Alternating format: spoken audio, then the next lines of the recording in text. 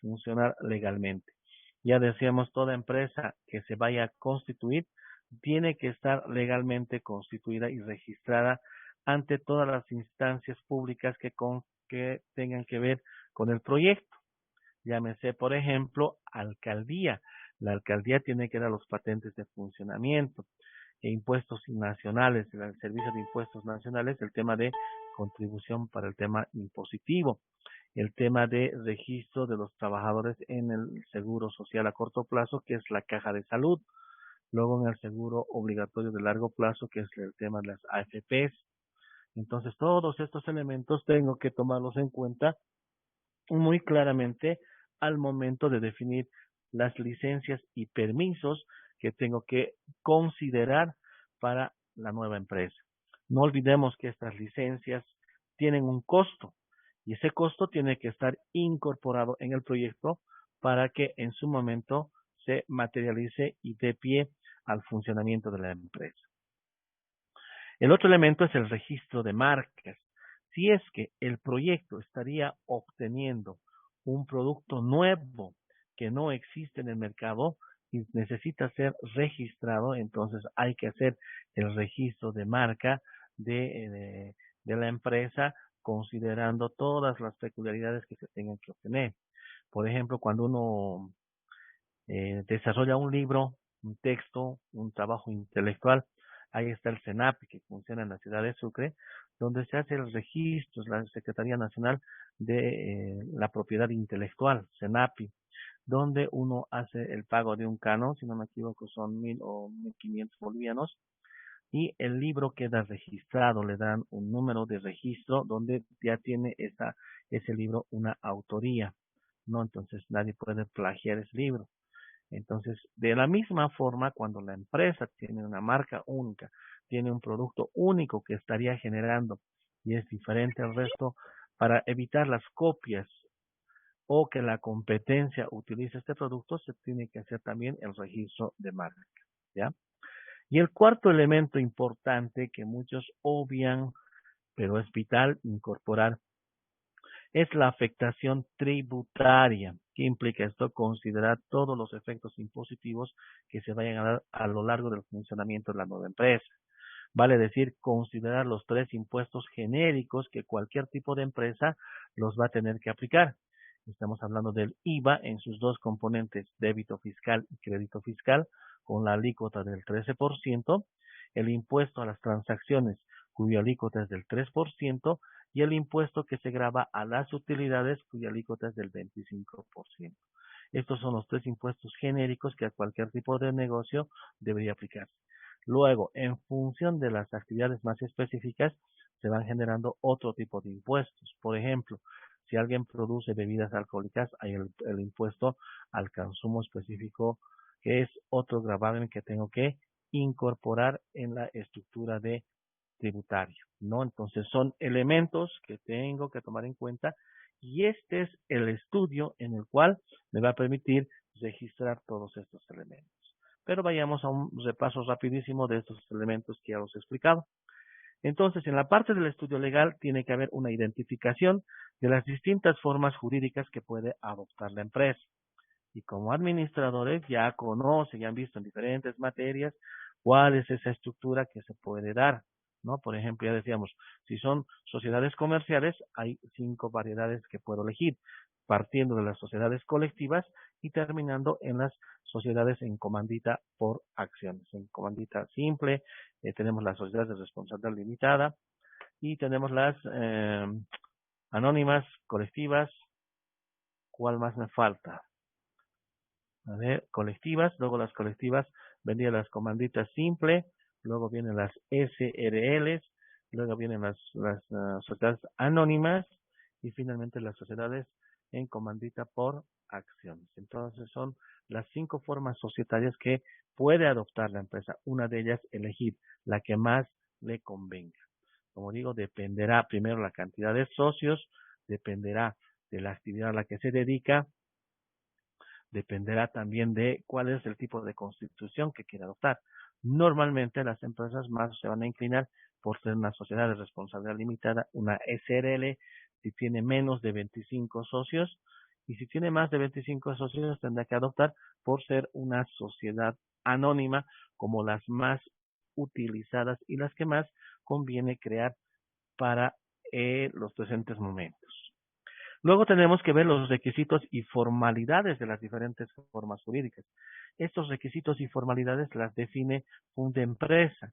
Fundempresa es quien registra formalmente a una empresa y el nombre que va a llevar la empresa. Trámites para la constitución y funcionamiento. Ya decíamos qué instancias nacionales me van a dar pie, me van a habilitar para que pueda funcionar legalmente.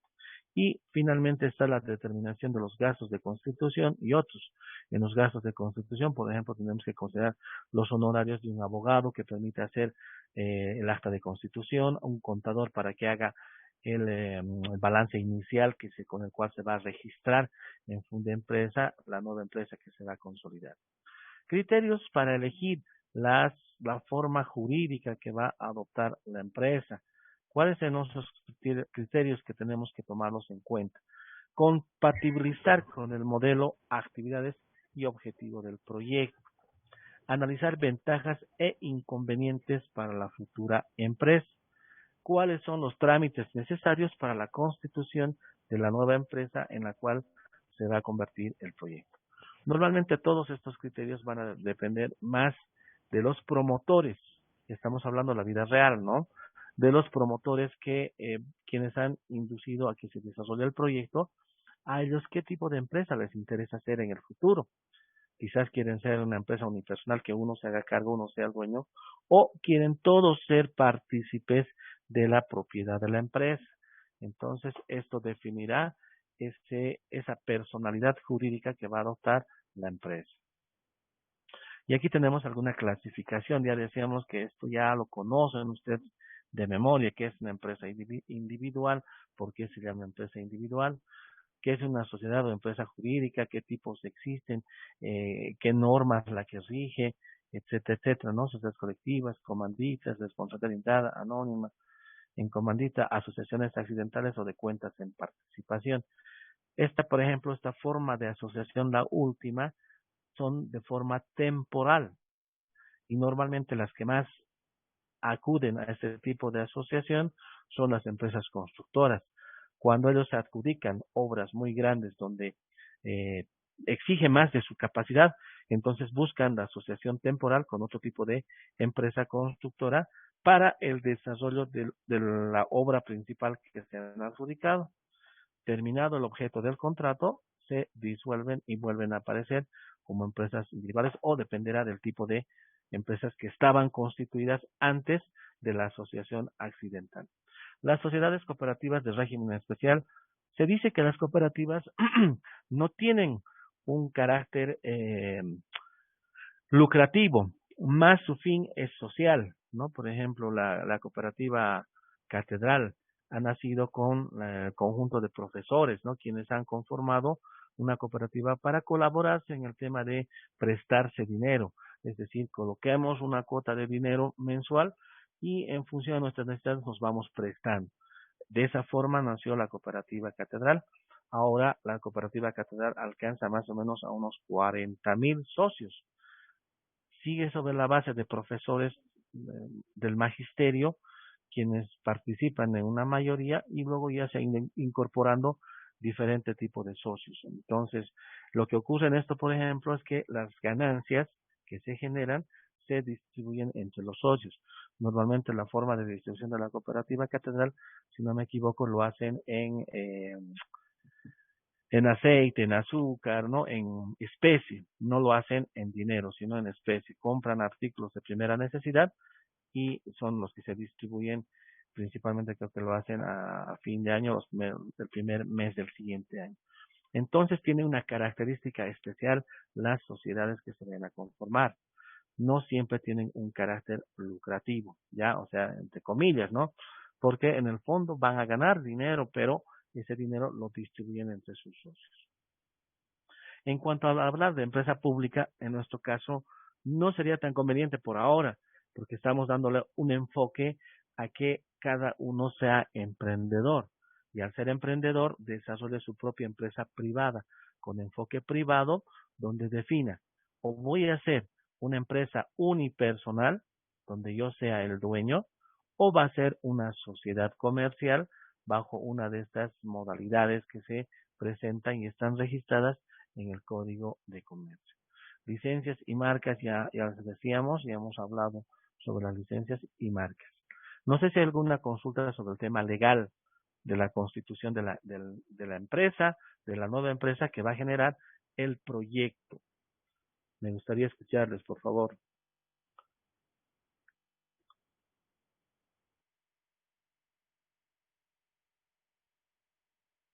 ¿Nada? ¿O están durmiendo?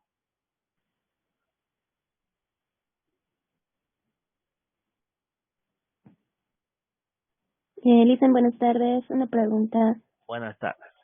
¿Qué riesgo se corre o cuáles son los beneficios, pros, contras de ser o llevar una sociedad mixta, pública y privada, dice? Una empresa mixta. Ya, Sí. ya. No una sociedad, sino una empresa mixta, ¿no es cierto? A ver, ¿cuáles serían las desventajas que tiene el poderse asociar con una entidad pública? Que la entidad pública pueda quitarte no quitarte, sino hacerse cargo de toda la empresa por necesidad social. Entonces la ley le puede apoyar que por necesidad social esa empresa que es mixta, haber nacido mixta, se pueda convertir en una empresa pública. ¿Qué es lo que hacen? ¿Cuánto ha aportado? Y se le devuelve al socio privado que teníamos, cuánto le corresponde y se le devuelve. Y el Estado es el que se hace cargo de la empresa. Es lo que ha pasado con Entel. El año 2005, antes de que entre el gobierno del MAS, Entel era una sociedad anónima. Era una empresa estaba con capitales italianos, no estaba consolidada. Pero ha llegado y ha dicho vamos a nacionalizar todas las empresas y han ido a un arbitraje internacional.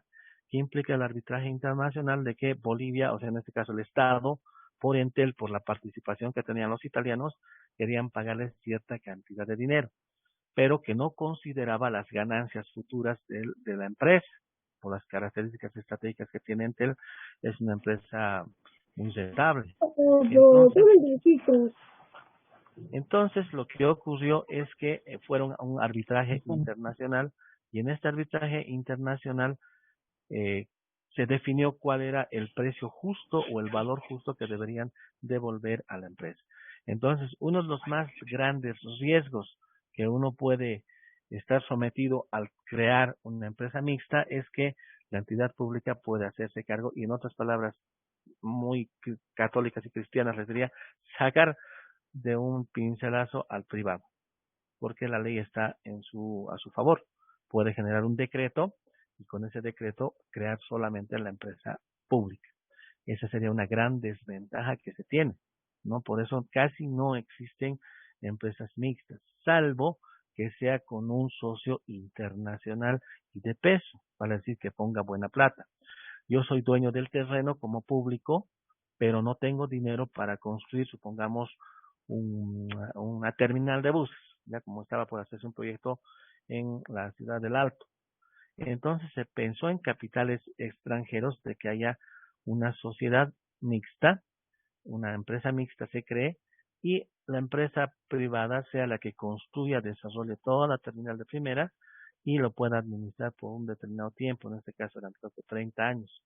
Y terminado ese plazo, se devolvía bajo ciertas características ya la terminal a la entidad municipal, en este caso a la Municipalidad del Alto, como entidad de hacerse cargo, ¿no? Entonces, siempre con la participación del Estado, el Estado va a tender a hacerse cargo. Esa sería una gran desventaja que existe para el privado. ¿Alguna otra consulta?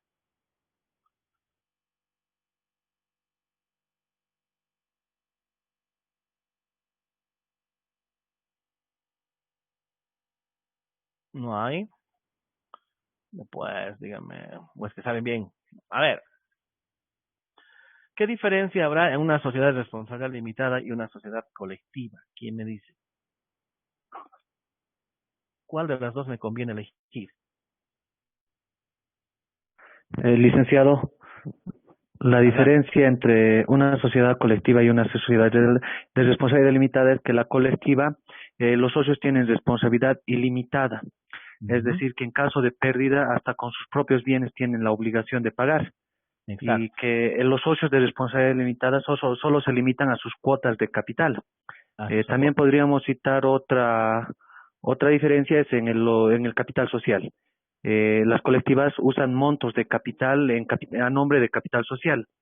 Las de responsabilidad limitada son cuotas de capital y según el Código de Comercio redondeadas al 100 más próximo, según Ya, mediante ley. muy bien. Entonces, ¿cuál me convendría ahora proponer para mi proyecto que se convierta en empresa, si fueran varios socios? La de responsabilidad limitada, Lice. Exactamente, porque como dice, ¿no? Antes, cuando se crearon las empresas, se comenzaron a crear como sociedades colectivas, donde la responsabilidad era ilimitada. O sea, vale decir, ocurría cualquier siniestro, yo respondía hasta con mi casa, con mis bienes personales. Entonces, ahora no conviene eso, ¿no? Tenemos que limitar a mi participación accionaria, vale decir, mi participación de capital. Solo perdería, en el caso de una sociedad de responsabilidad limitada, solo perdería el capital que ha aportado, ya no mis bienes personales. Ahora pregunto, ¿a cuál se le llama sociedad de capitales y cuáles son sociedades de personas?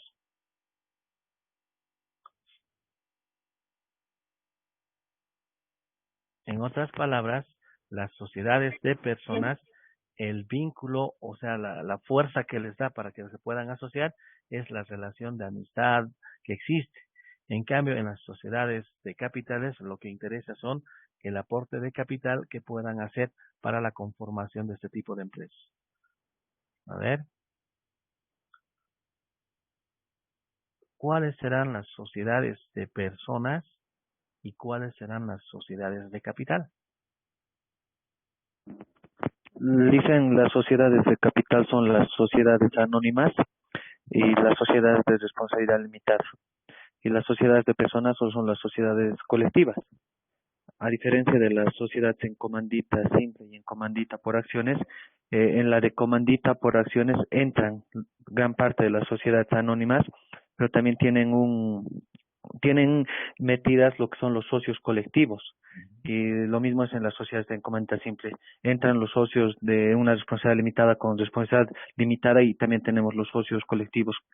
En ese caso, las sociedades de capital directamente son anónimas y de responsabilidad limitada. Pero las de responsabilidad limitada, ¿acaso no parten igual por la amistad que se da? En cambio, dice sociedad anónima. ¿Qué ocurre en una sociedad anónima? Solo me interesa el aporte que voy a hacer. No me interesa quién ingrese. Me interesa que se compre la acción, se compre en la bolsa de valores, se compre en el banco, porque ahí se venden las acciones y participan los que tienen que estar. En cambio, en el resto de las sociedades sí interesa cómo han nacido. Normalmente han nacido por un grupo de amigos, de promotores, de compañeros de trabajo, de parientes. Entonces, una limitante, por ejemplo, la sociedad de responsabilidad limitada es que tiene un tope máximo. Va hasta 25 socios. En cambio, la sociedad anónima parte de 3 socios y no le interesa la cantidad que puedan existir de socios, ¿no? Entonces, ese es un dato muy importante de tomar en cuenta. Y ustedes cuando mañana orienten a los nuevos dueños de las empresas que quieran constituir, técnicamente ustedes tendrán que explicarles cuál es el tipo de sociedad que conviene para el proyecto o en general, cuando están creando una nueva empresa, cuál es la que le conviene y qué características debe tener o qué desventajas y ventajas se generan en cada caso. Muy bien, Mauricio, está nomás preparado. Ya. ¿Alguna otra consulta, duda? Sobre la parte legal, repito, en la parte legal tengo que definir qué tipo de empresa voy a constituir. Si va a ser una empresa unipersonal de un solo dueño o va a ser una sociedad comercial. Si voy a elegir una sociedad comercial, ¿cuál va a ser ese tipo? ¿Qué tipo de sociedad? Y segundo, tengo que establecer todas las licencias que se tienen que, todos los trámites necesarios para que esté formalizada la empresa, para que pueda funcionar. Y asimismo, considerar la parte tributaria, ¿no? La parte tributaria tengo que considerar y explicar qué impuestos se van a aplicar, si es posible, qué formularios se deben utilizar. Ahora con el tema de la bancarización, todo eso, también Impuestos Nacionales ha entrado en ese tema de que los formularios ya vayan a ser digitales, ¿no? Ya no estemos con esos formularios impresos que antes uno tenía que recoger, llenarlos, presentarlos en el banco o presentarlos en Impuestos Nacionales. Ahora los trámites son virtuales, entonces ya nos ha facilitado mucho la tarea de tener que estar haciendo esa romería, ese paseo por diferentes instituciones. ¿Alguna pregunta, por favor, del tema legal, de la parte legal del estudio? Algo que me Dice, olvidaba. Sí, adelante. dice, buenas tardes, una pregunta.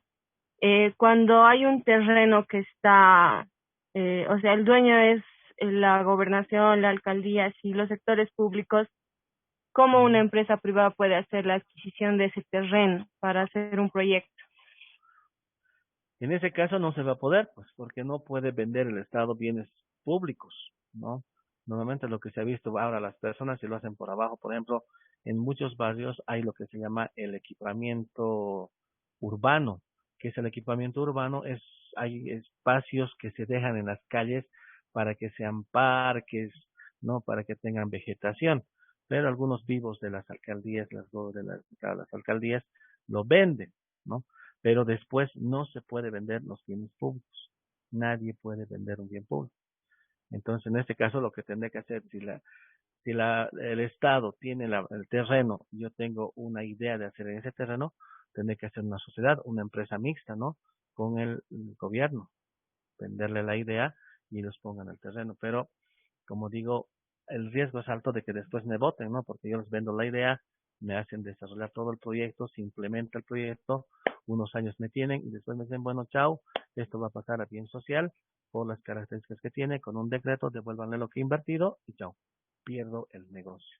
Entonces, no siempre es beneficioso asociarse con el Estado.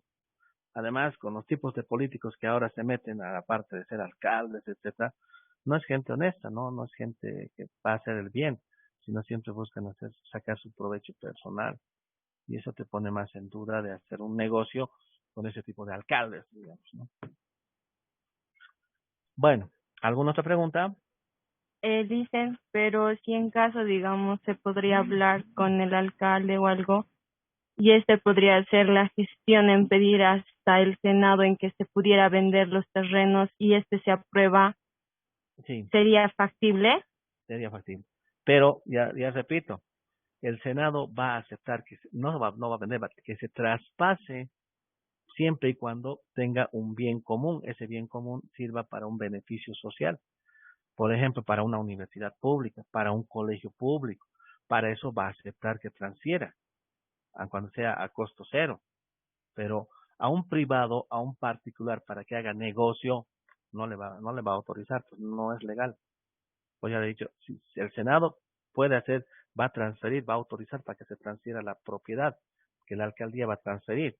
Pero ya he dicho, puede transferir solo a instituciones que van a generar un bien social, llámese universidades por tema de educación, universidad pública, estoy hablando de escuelas públicas, ¿no? Pero después a un privado, imposible. Es como si me diría para la Universidad Domingo Sabio que la alcaldía le dé un terreno ahí donde tiene la universidad pública sus terrenos que no usa, entonces que le transfiera. Imposible, porque las privadas lo que hacen es lucrar, es ganar, y el Estado no puede promover eso. Ya con los bienes públicos no se puede promover, no puede vender, así de claro. Está bien, dicen, gracias. No, porque alguna otra pregunta.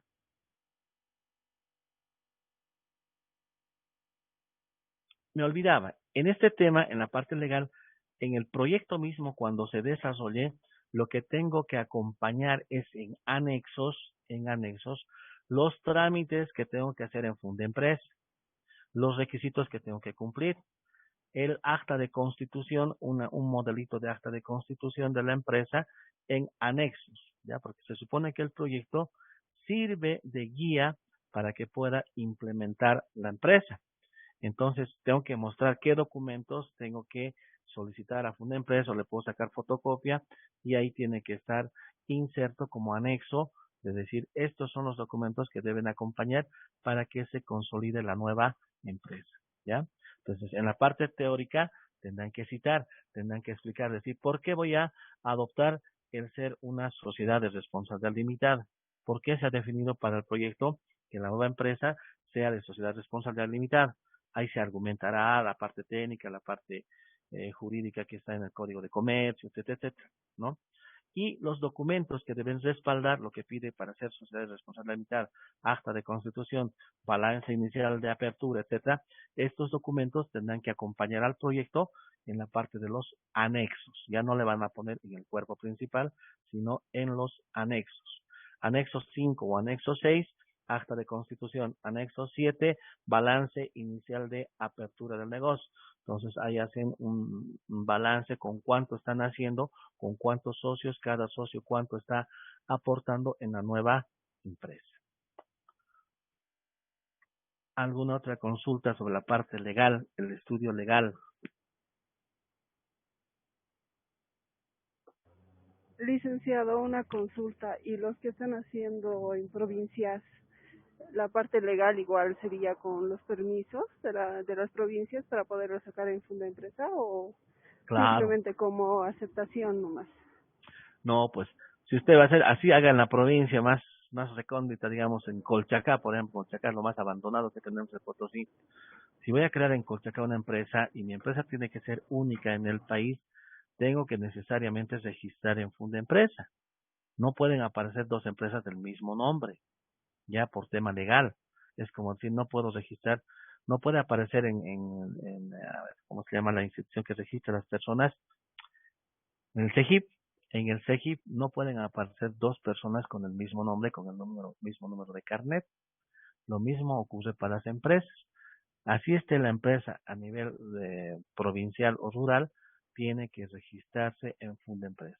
Tiene que estar formalizada su registro. Cuando uno registra la empresa en funda empresa, es como si le estaríamos creando su carnet de identidad para la empresa. No va a haber otra empresa con el mismo nombre. Eso me garantiza funda empresa. Entonces ahí las empresas evitan el plagio, evitan de que otras empresas, digamos, utilicen mal el nombre que tenga la empresa, ¿no? A ver, por ejemplo, otra vez yo vi por aquí Pollos Copacabana, ¿no? Una señora que se le ocurrió seguramente en su tiendita poner Pollos Copacabana, ¿no? Seguramente que si los de Pollos Copacabana se enterarían que en Potosí está, vienen y le hacen un problema a la señora, porque ellos tienen el registro en una empresa de llevar Pollos Copacabana. No puede crearse en otro país, digo, en otra ciudad en Bolivia, salvo que ellos autoricen una sucursal o etcétera, no vendan la franquicia. Pero mientras no haya esta parte legal, nadie puede llevar el otro nombre. Por eso está Funda Empresa. Eso me garantiza Funda Empresa. Está bien, licenciado, gracias. Y otra consultita. Me indicaron en Funda Empresa para preguntar sobre cómo poner el nombre, ¿verdad? Porque Sí, quería poner un nombre parecido que aparece en Cochabamba para mi ya. producto de papas fritas. Y Ujú. me dijeron que sí podría poner el mismo, simplemente, digamos, si lo pongo en otro tipo de letra o con un puntito extra, entonces valdría. Eso es correcto, licenciado, porque no estaba tan segura, porque según yo, o sea, la legalidad de los nombres solamente es para un tipo de empresa, ¿verdad?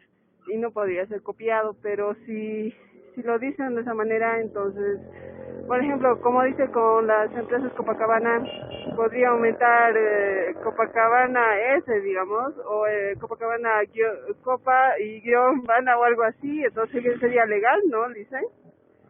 Ya le está cambiando de nombre, pues, como se dice, si dice Copacabana seguido, como está escrito, pues Copacabana de La Paz, no puede.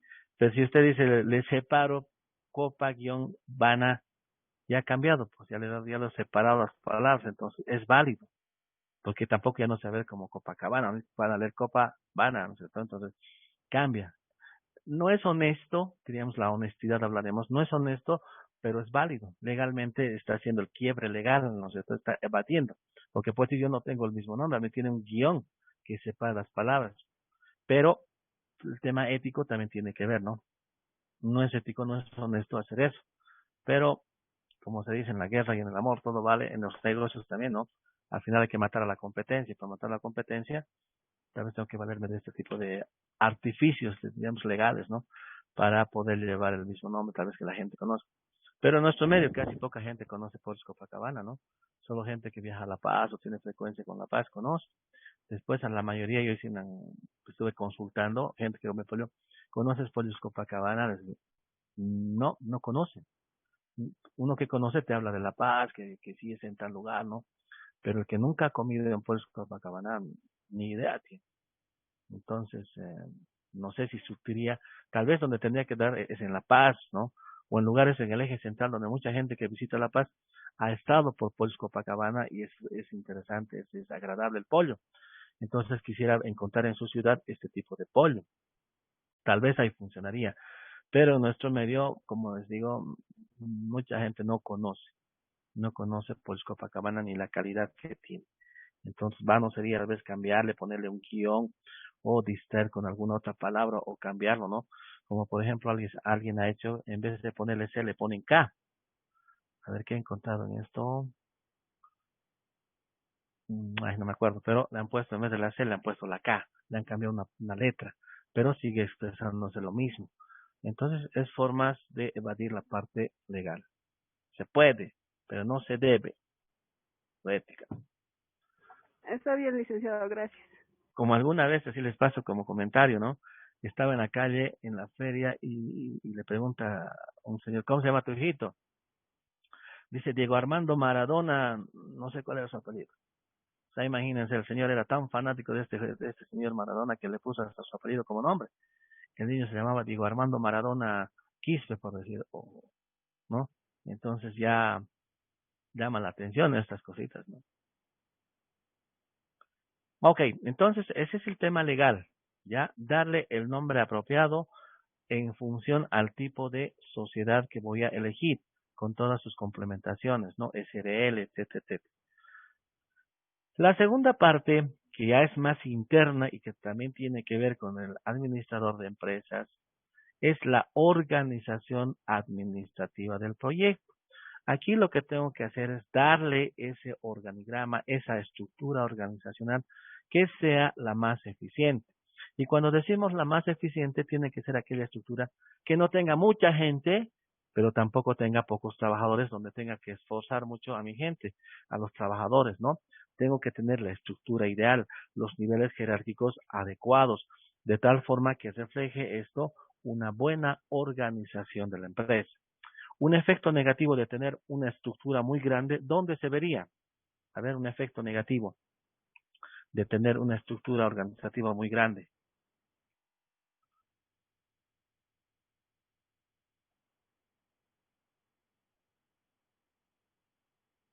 A ver, Oscar, ayúdanos. Oscar está durmiendo.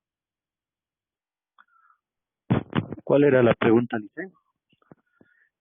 Cuando tengo una estructura organizativa muy grande, con mucha gente, diríamos, muy sobredimensionada, si se quiere entender técnicamente, ¿cuál es el efecto que genera para la empresa? El efecto, Licen, sería el tema de los sueldos y salarios, pues. Porque si es una empresa, digamos, que recién está iniciando y después estar entre micro, pequeña o mediana, mucha con varios trabajadores, gerentes, contadores, todo eso, sus departamentalizaciones afectan pues bastante porque los sueldos y salarios van en base a escala, no en base al trabajo que haces. Entonces ahí afectaría qué pasa si lo que nos entra mensualmente no puede cubrir esos sueldos y salarios. Eso sería el ISEN. Exactamente. Tener una estructura muy grande, sobredimensionada, con muchos trabajadores, el efecto va a ser económico, que voy a tener una planilla salarial muy grande. No voy a estoy gastando mucha plata en personal.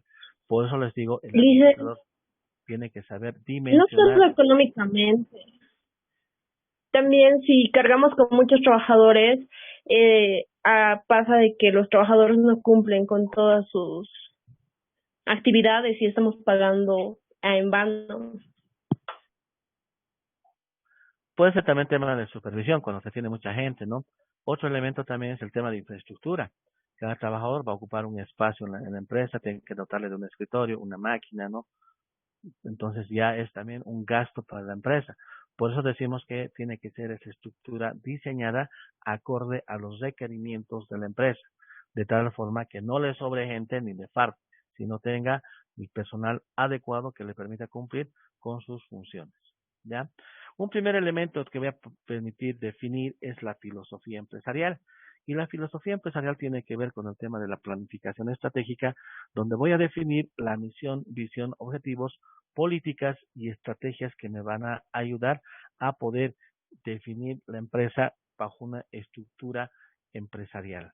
¿Qué es la misión? La misión es la razón de existir de la empresa. ¿Para qué ha sido creada esa empresa?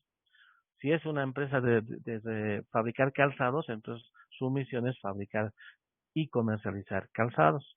La visión tiene que ver hacia dónde se va a orientar la empresa en un largo plazo. La visión normalmente va cambiando a través del tiempo y según la empresa va creciendo, ¿ya? En cambio, la misión va a permanecer constante mientras la empresa no cambie de actividad. Si yo cambio, como ha pasado con Pollos Copacabana, antes Pollos Copacabana era Café Copacabana, producía café. Entonces, su misión era producir café y vender. Luego, a través de un negocio que hicieron, pusieron al mercado Pollos Copacabana. Entonces ya la misión también ha cambiado. Entonces ya no hacen café, sino ahora hacen pollos fritos. Entonces, ahí, como les digo, la misión no va a cambiar mientras no cambie el giro del negocio. En cambio, la visión es la aspiración que tiene la empresa, dónde quiere llevar a través del tiempo. Es como en su caso, ¿cuál es su aspiración próxima? De ustedes ser profesionales. Una vez que cumplan esa visión que tienen, mañana son profesionales, al día siguiente va a cambiar su visión. Ahora, ¿qué querrán ser? Querrán casarse, querrán tener su casa, querrán tener su empresa. Ya cambiará su visión, ¿no? Los objetivos son los resultados tangibles que se quieren obtener durante el desarrollo de la empresa. Producir pan de la mejor calidad, ¿no? Penetrar a mercados nacionales. Entonces, son resultados que quiere lograr la empresa que están en correspondencia, ojo, que están en correspondencia o están relacionados con la misión y la visión. No puede ir por otro lado los objetivos y su visión está hablando de otra cosa y la misión peor. Hay diríamos, están entrelazados estos tres conceptos de misión, visión y objetivos. Las políticas, ¿qué son las políticas? No es más que los lineamientos de actuación que va a tener la empresa. Por ejemplo, un lineamiento que ahora se pone en las empresas es la preservación del medio ambiente, la utilización de productos que no contaminen al medio ambiente. Entonces, todos estos aspectos son importantes al momento de definir la filosofía empresarial. Ahora, en este tema yo no voy a ser tan exigente porque esto debería estar ya hecho porque deberían llevar primero la materia de política empresarial. Pues yo te digo siempre, proyectos debería estar como una materia de noveno semestre, ya casi terminando, porque necesitan de muchos conocimientos. Y administración de proyectos debería ser en décimo semestre, culminando, porque igual necesitas para administrar un proyecto, porque una cosa es preparar, y la otra segunda parte es la administración y evaluación de proyectos, donde tienes que ver qué recursos vas a administrar, cómo vas a implementar el proyecto y segundo, cuando esté en operación, cómo vas a evaluar ese proyecto que ha sido implementado. En otras palabras, haces la evaluación ex post. En cambio, en la preparación, el resultado final de esta materia es el proyecto que vas a desarrollar con su evaluación ex ante. Antes de que se ejecute, lo vas a evaluar. Vas a demostrar que la idea del proyecto es posible desarrollar y tienes el estudio de mercado, el estudio técnico, el estudio legal organizacional, el estudio económico y complementas con la evaluación demostrando que ese proyecto sí va a funcionar. Entonces, por eso digo, esta parte queda coja porque no han visto todavía ustedes política empresarial. Entonces, les queda tipo de misión, cómo se conforma la misión, qué elementos debe constituir la misión, la visión, tipo de objetivos, qué es una estrategia, cómo se despliega una estrategia, etcétera, etcétera, que son temas que tienen que ver con la parte de política empresarial o la parte estratégica de la empresa que se va a hacer en un plan estratégico, ¿ya? Pero aquí está para que les guíe qué tiene que componer. Con que esté enunciado la visión, está bien, ¿ya? Los valores, ¿qué son los valores? Son las convicciones filosóficas bajo la cual la empresa va a desarrollar sus actividades. Por ejemplo, responsabilidad. Hablaremos de respeto al medio ambiente, ¿no es cierto? Entonces son aspectos, eh, el cliente es lo primero para la empresa, otro valor importante, digamos, ¿no?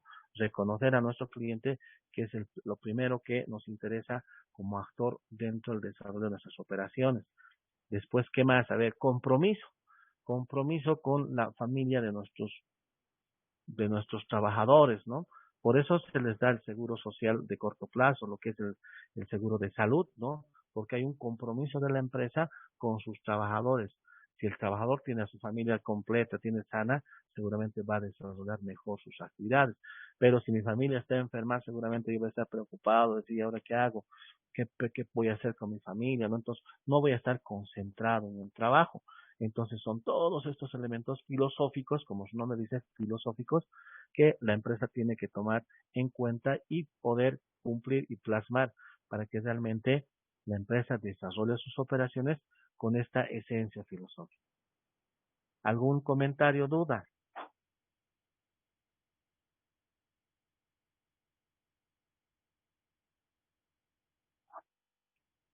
Le hicieron Naiden, una consulta, le hicieron una consulta de adelante. las estrategias.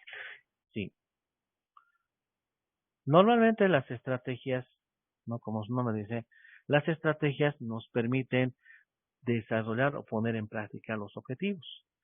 Si yo estoy hablando de un proyecto que mañana se va a convertir en una empresa industrial, por ejemplo, que produce y va a vender al mercado, entonces tendré que tener una estrategia, por ejemplo, un objetivo que luego tenga estrategias para materializar ese objetivo, por ejemplo, del área de comercialización, el área de producción, ¿no es cierto? Producir con los mayores estándares de calidad. Ahora, ¿cuál sería mi estrategia? Aplicar las normas ISO, por ejemplo, porque estoy diciendo con las normas de calidad. Una estrategia va a ser aplicar las normas ISO. Tener estándares en cuanto a la materia prima, en cuanto a la exigencia de materia prima, ¿no? Decir, si soy una fábrica de ladrillos, por ejemplo, ¿qué tipo de arcilla necesito para que yo garantice que ese ladrillo salga de calidad? Entonces tendré que tener una sala de análisis de la arcilla que me permita garantizar que esa materia prima sí va a responder a las exigencias del producto. Y esto sí va a garantizar que el cliente se está llevando un buen ladrillo, por ejemplo, ¿no? Entonces, de esa forma, hay una integración. Los objetivos son declaraciones que se hacen, ¿no es cierto?, en verbos infinitivos, pero las estrategias permiten descomponer ese objetivo en tareas más claras para poder efectivizarlas. Ya, esas son las estrategias. Pero como les digo, no voy a ser tan exigente en esta parte. Sí debería tener todo proyecto, por eso está incorporado. Pero como no han visto todavía la materia de política empresarial, entonces con que lo hayan enunciado, lo hayan presentado, está bien. ¿Ya?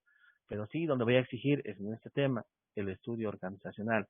Aquí ya han visto ustedes el tema organizacional. Hay una materia que llevan que se llama Administración General 3 y no debería llamarse Administración General 3, ¿no?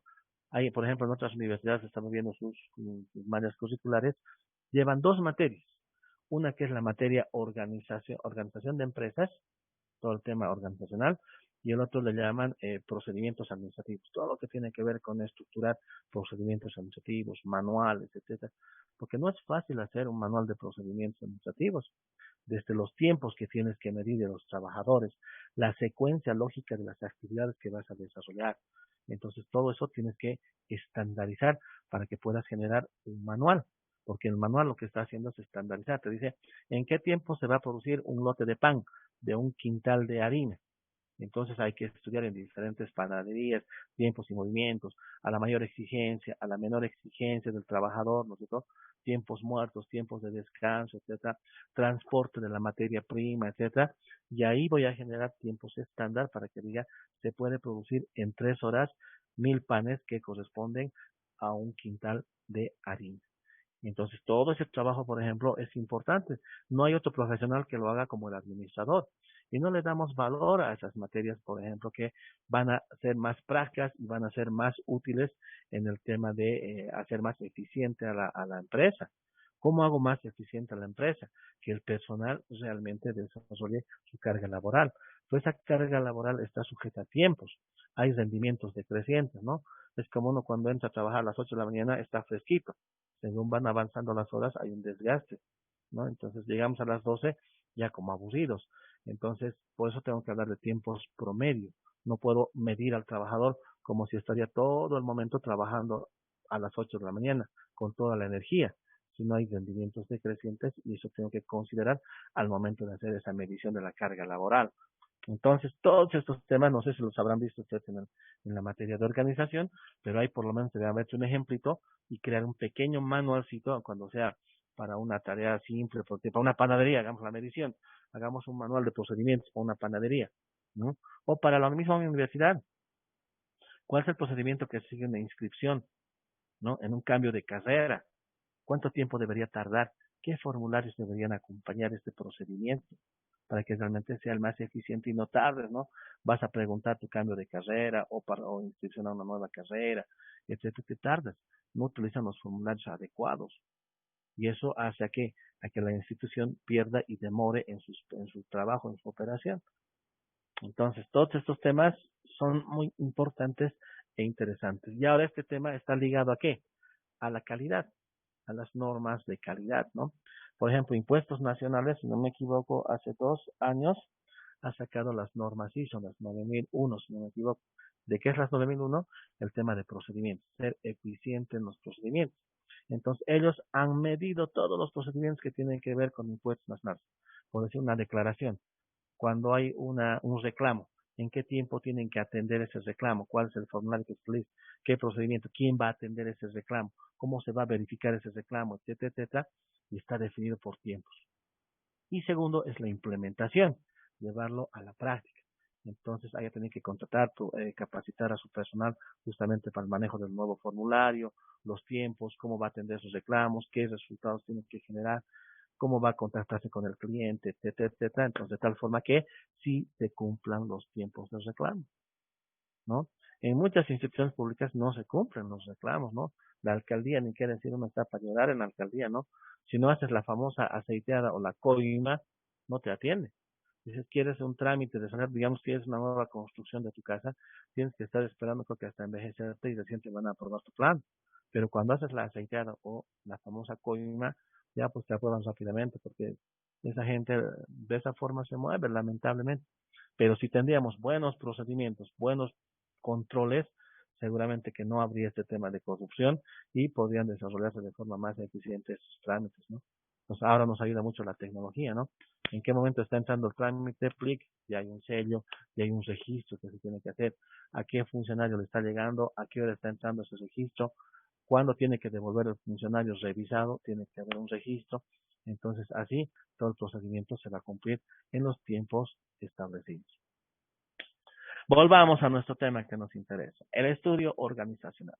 En el caso del proyecto de inversión, lo que nos interesa en el estudio organizacional es terminar con el organigrama. El organigrama es la representación gráfica que va a adoptar la estructura organizacional de la empresa. Vale decir, es el esqueleto sobre el cual se va a sustentar la empresa, con sus diferentes niveles, tanto verticales como horizontales. La horizontalidad estará dada por la especialización del trabajo que se da en la aplicación de la departamentalización que va a tener la empresa. Y en lo vertical generaremos los niveles jerárquicos. Ya decían nuestros compañeros, los niveles jerárquicos tienen que ver con el tema salarial. No va a ganar lo mismo el jefe que su subordinado. Ya tiene que haber una diferenciación. Y esa diferenciación tiene que ver con la autoridad y responsabilidad que tiene cada cargo. Entonces no es igual a pagar a un gerente general que pagar a un gerente de área. Ambos tienen diferentes responsabilidades, diferente tipo de tareas, funciones que van a desarrollar y los resultados que se espera que alcancen. Ya les decía, un gerente, por ejemplo, un gerente general de yacimientos de una regional está ganando alrededor de 40.000 bolivianos.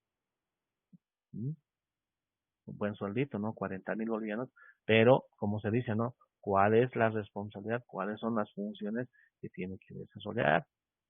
Si bien no hace nada el gerente, no está manejando, no está manipulando, pero está pues analizando la información del entorno para que cualquier decisión que vaya a adoptar va a tener un efecto estratégico en la empresa. Por eso se le está pagando bien. Se le paga al conocimiento, a la especialización, a toda esa formación que ha tenido ese gerente. Mientras más formado tiene mejor análisis ese gerente, ese profesional, que un gerente normal, ¿no? Que un gerente junior, digamos, no un joven que no tiene la experiencia dada y cómo le vamos a pagar, ¿no? Entonces la experiencia hace mucho en cualquier labor y más que todo en la empresarial de tomar decisiones, ¿no?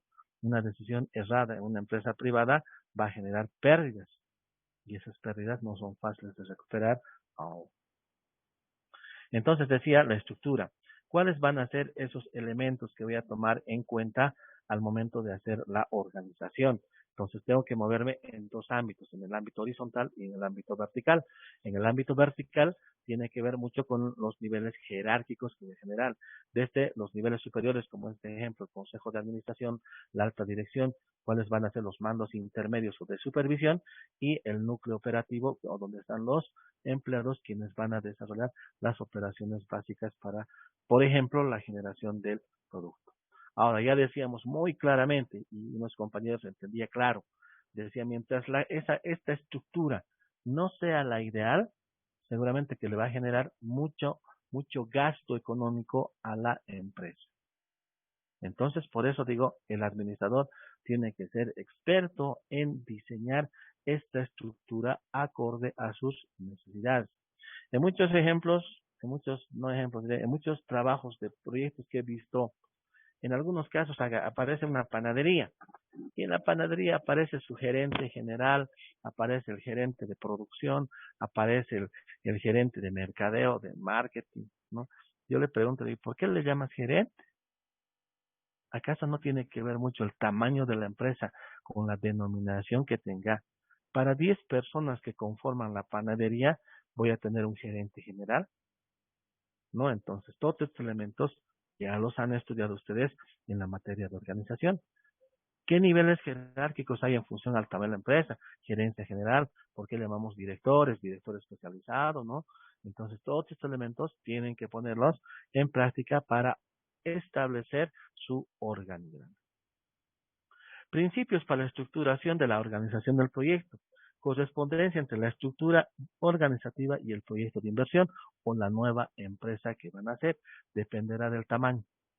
Si el tamaño del proyecto es reducido, seguramente que me voy a acoger a una microempresa. Van a ser una microempresa, una empresa pequeña. Entonces, esa estructura tiene que responder a ese tamaño de proyecto que estamos manejando. Estructuras simples, ágiles y flexibles. Hoy en día ya la estructura piramidal alta ya no está de moda, ¿no? Porque se dice, ¿para qué vamos a tener muchos jefes y mucha centralización? Hoy en día deberíamos tener estructuras que fácilmente se puedan adaptar a cambios, porque no nos olvidemos que en la empresa privada mucho prima el mercado, la diversificación de productos que voy a hacer. Entonces, sin estructura es difícil de cambiar, es muy centralizada. Tiene muchos jefes, seguramente va a ser muy difícil poder cambiar esa estructura, volverle más flexible. Entonces, mientras menos niveles jerárquicos, mejor para la empresa, ¿no?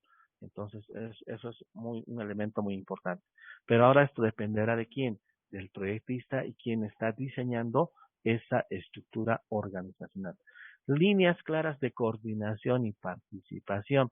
¿Quién es supervisor? ¿Quién es gerente? ¿Quién es administrador? ¿Quién hace la tarea funcional? ¿Quién hace la tarea de línea? Aquí claramente tiene que haber esa relación que voy a desarrollar. ¿A qué le voy a poner un gerente de recursos humanos cuando tengo 10 personas? El gerente general tiene la competencia y la capacidad de poder contratar gente. Pues no necesito tener una unidad especializada de recursos humanos cuando es una microempresa, ¿no? Entonces, todos estos elementos hay que tomarlos en cuenta. Trabajo colaborativo y aprendizaje en equipo. Hoy en día se dice que las personas necesitamos hacer un trabajo en equipo, ¿no? Generar equipos de trabajo dentro de la estructura organizacional que permitan verdaderamente poder desarrollar un trabajo eficiente en la empresa. Ya no hay individualismos, ¿no? Ya no hay que yo dice, yo me llevo el trabajo a mi casa, yo hago y mañana traigo. sino tiene que haber una participación conjunta de muchos trabajadores. ¿Por qué? Porque todos tienen que contribuir en la empresa. No hay individualismos. No hay quien diga, yo he hecho, entonces que él haga todo. Nosotros el resto dice que él haga todo, que él se encargue de todo. Porque siempre a veces es egoísmo. Pero para evitar eso, lo que tiene que haber un trabajo en equipo. La división del trabajo y la claridad de las funciones.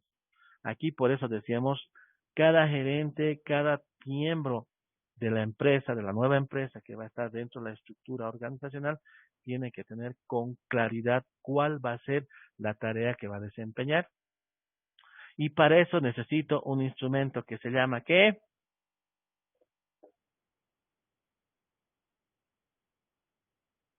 El manual de organización y función, donde me diga claramente cada cargo qué tiene que hacer, de qué se va a ocupar, de tal forma que no haya una duplicidad de funciones o no dos personas se ocupen de lo mismo.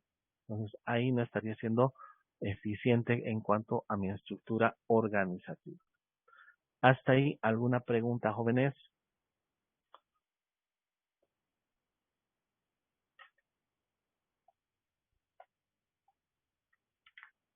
Nada, están de frío, están nublando. Bien, mañana vamos a hacer una práctica con el tema de tipos de departamentalización, que los vamos a explicar y Licenciado, vamos a una hacer. consultita. Adelante. El manual de funciones vamos a realizar de todo nuestro personal o podemos generalizar de aquellos puestos que se duplican, digamos. Si se duplica no tengo sentido, ¿no sé? A ver si tengo cajeros, no debe ser para los 5 cajeros que tengo, va a estar que haga para un cajero y eso se duplica para los restos. Por lo menos para unos 3 o 4 cargos importantes van a ser.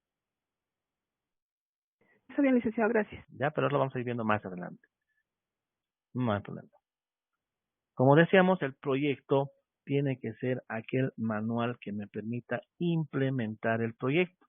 Implementar el proyecto necesariamente es dar pie, dar nacimiento a la nueva empresa.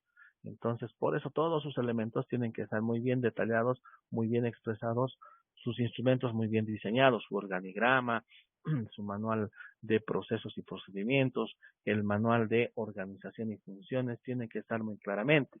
Ya en la vida real, estos documentos son anexos que acompañan al proyecto para que pueda contratar personal, qué tipo de personal necesito. Entonces hay estos documentos administrativos que me van a ayudar en la creación de la nueva empresa.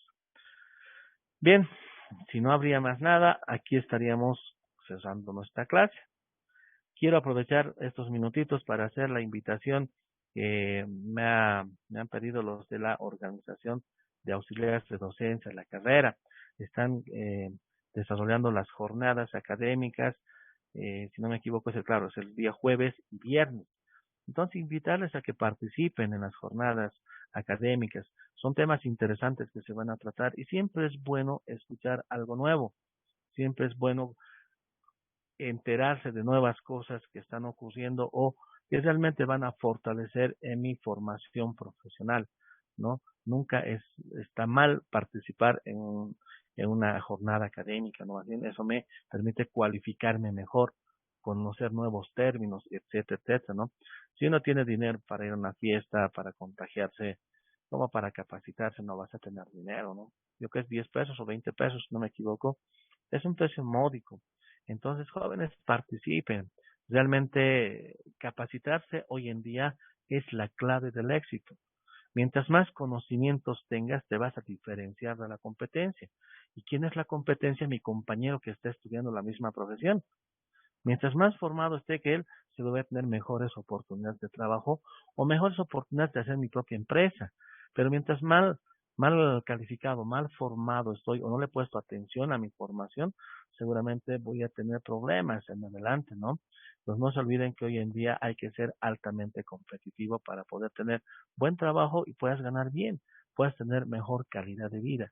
Todo se traduce en cuánto quieres ganar y eso tiene que ver con tu formación profesional. ¿Cuánto estás invirtiendo para formarte mejor? ¿No? Entonces, esos elementos tómenlo en cuenta. Bien, jóvenes, muchísimas gracias por su atención. Espero que les vaya bien en el resto del día. Aprovechen su tiempo. Siempre den una lecturita de algo nuevo, de alguna otra materia. Todas las materias que están en la malla curricular son importantes, por eso están ahí.